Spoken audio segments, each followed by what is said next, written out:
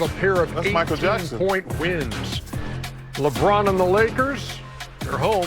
Can they break through against the reigning champs? Thunder and Lakers Game 3 on ABC.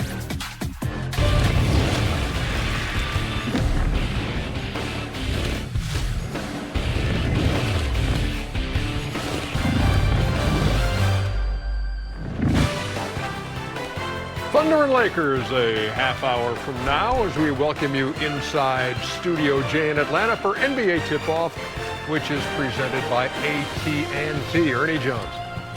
Big fella back. Shaquille O'Neal. Welcome back. Kenny the Jet Smith. Charles Barkley. We had an appetizer today that was great, and now we get to unshake. I was going to say, wasn't that something? That was a heck of a game. Good job by the guys at NBC. They were awesome today. James Harden. I thought you were talking about the players. No, James Harden coming strong in the fourth quarter of that game. So Cleveland went home, down 2-0, got a win. Lakers are going to try to do the same thing tonight. You know, the Lakers, they just need to come out and play. It's we're not getting calls, and our superstars don't get whistles. I don't want to hear it. In the words of the great Uncle Jerome and Philip Arthur Harrison, play through it.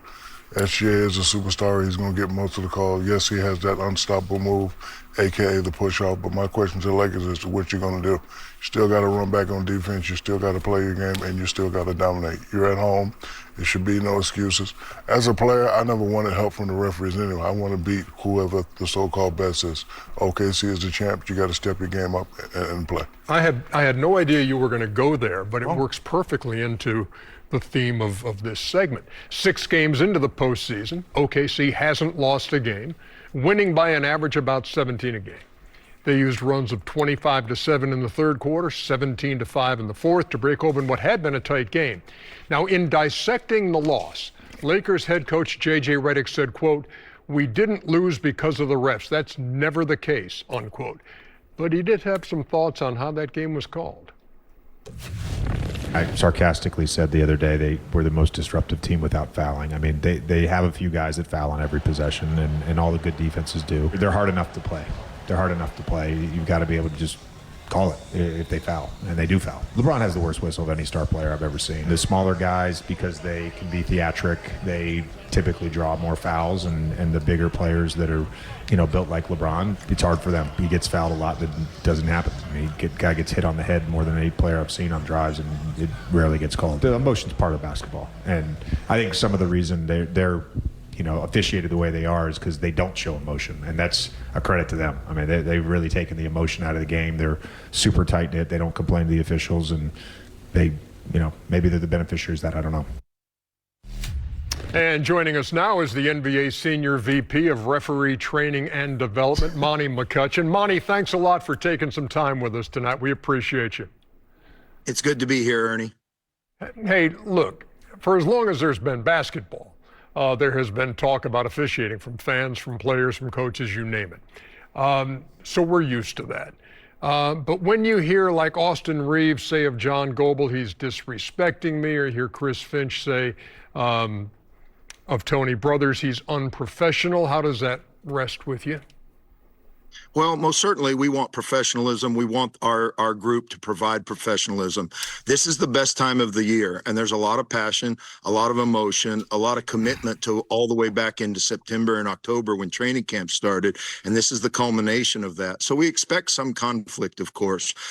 Strength is necessary in officials, most certainly, because you want a strong official on the road in a playoff game that can, exclude out all the outside noise to get to the standards of what we want applied.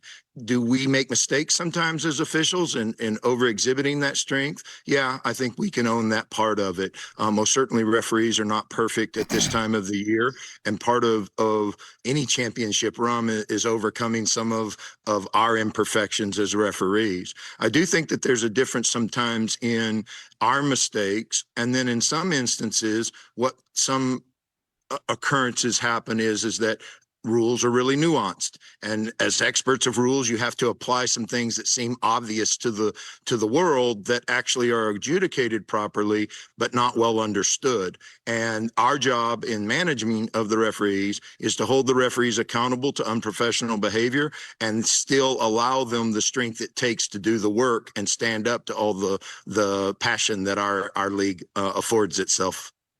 Monty, Shaq here, two things. One, you never gave me any calls. That's okay. I still love you. You hear a lot of people always say every now and then, this guy is difficult to officiate. Is SGA one of those guys? Because he has a move that the public think is a push-off, but maybe it's not a push-off, maybe it is. Is he one of those guys that's very difficult to officiate?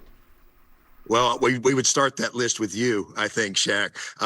Not that I ever made any mistakes with you. I could probably fill books up with my mistakes. I do think Shea and other players that are the game slows down for our best players, and all of you that work there were some of our best players in the history of our league, and you know that the game slows down for you. And as the game slows down, it allows you to push the envelope on the demarcation lines of legal and illegal and exposing illegal. And of course, there's always going to be some embellishment. It's worth noting that we use the word flop very generally. Most certainly in general talk, we use flop. But at the league office and for our stakeholders, we've separated flopping as a violation from embellishment. Now, we can sit until, the late hours of the night discussing whether one is a flop. Secondary, theatrical, exaggerated movements is what we call a flop, or merely embellishment. And we've tried to give the league a distinction between that, but reasonable people could disagree between embellishment and flopping, and that's part of the work. I do think that certain players skirt that line and make it difficult and hard on referees to live between the demarcation line of legal, flopping, or embellishment. And most certainly we do our best from night to night to uphold standards, and we fail at that sometimes as referees, most certainly. Well, first of all, Monty, you got to shorten your damn answers. We only got a half an hour show, first and foremost. I don't get much chance to spread the word, Chuck. I got to maximize it. So I think that you guys do a great job. Obviously, you said it, you're going to miss some calls because obviously in real time it's very difficult. How much, and to a certain degree, well, it's really unfair to the referees, we and the people at home get to look at the replay in slow motion 5 times, and then they missed a call. I think that's fundamentally unfair, to be honest with you. How much does that factor into y'all opinion of some of the calls and some of the stuff going on in these games now? I think one of the things that's really important to us, Chuck, is to make sure that we're following the training that we apply. And some plays are really, really difficult.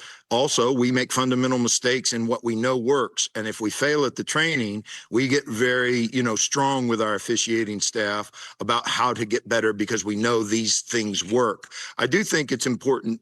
Coach K has this great line where 2 is better than 1 when 2 act as 1. I've appropriated that for our staff as 3 is better than 1 when they act as 1. And so we break the game down into, primary and secondary areas of coverage. And when we do a good job of handing those coverages off, we're better because we see more of less of the game. If we try to ball watch like we do when we're, watching a game, then we're not as good. Most certainly we want to hold our referees accountable. There are a lot there's a lot of effort that goes into the passion of a season, and we have to live up to the charge of that. But there are plays that are very difficult to see in real time. There's no doubt about that. Well, I do like that quote you just said, Monty, but Dean Smith had one. 1 is better than 2 if it's from Carolina. I would say this, the most interesting thing I saw was at the end of the game when Austin Reeves had an opportunity to talk for an extended period of time. Typically, you always see the referees, they bolt to the end of to the dressing room. They don't give players at the end of the game. Was that a little bit unprecedented to have that much time to talk to a referee after the game? We teach our officials, Kenny, to go to center court so that we're, not leaving the same bombs at the same time where emotions can run high. Most certainly, we want interactions to be professional there. I do think that had a look to it, obviously, but there wasn't a ton of profanity or anything like that. It had a look of, it was out of the ordinary. There's no doubt about that. But Austin was in control. John did a good job of letting him hear his piece. There were a couple of plays in that game that lived on the nuance of our rule. There was a continuation play that everyone was quite upset about, but that we actually got right. Shots that are taken inside the lower defensive box, it's at the gather that continuation takes place. If the shot is going to be outside the lower defensive box, then it's the upward shooting motion. And on that play, we got it right, but it didn't have the feel of getting it right because upward shooting motion didn't start until after the bump, even though the gather had taken place. And so there's the bump, there's upward shooting motion, as you see. And so I can understand in the passion of the moment that kind of disagreement from a team. That's a nuanced part of our rule. And so if there is meaningful conversation afterwards and it's not out of control, which that one was not, we want to make sure that on our end, we're not defensive, that we're willing to listen, and then we go on and let people, work through the disappointment of whatever took place during the game.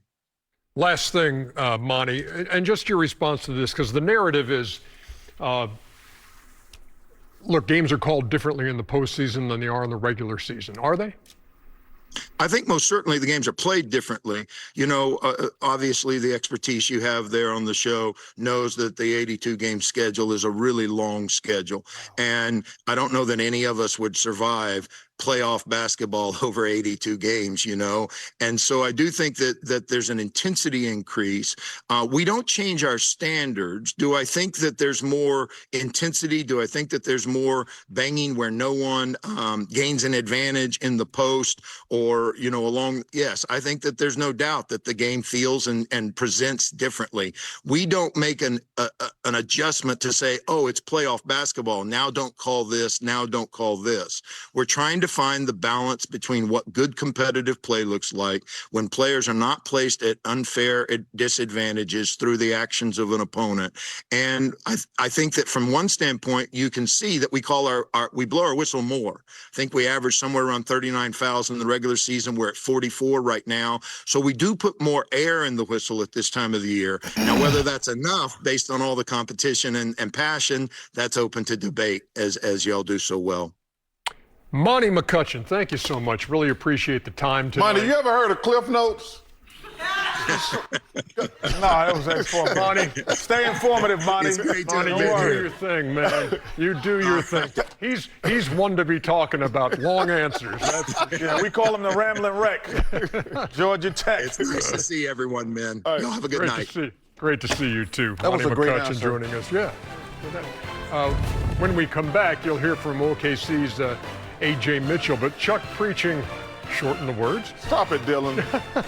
That was a great answer he gave, though. Yeah. The games are played different during the playoff. That was Better players. Yeah, You got better players in the playoffs. That was a great answer, though.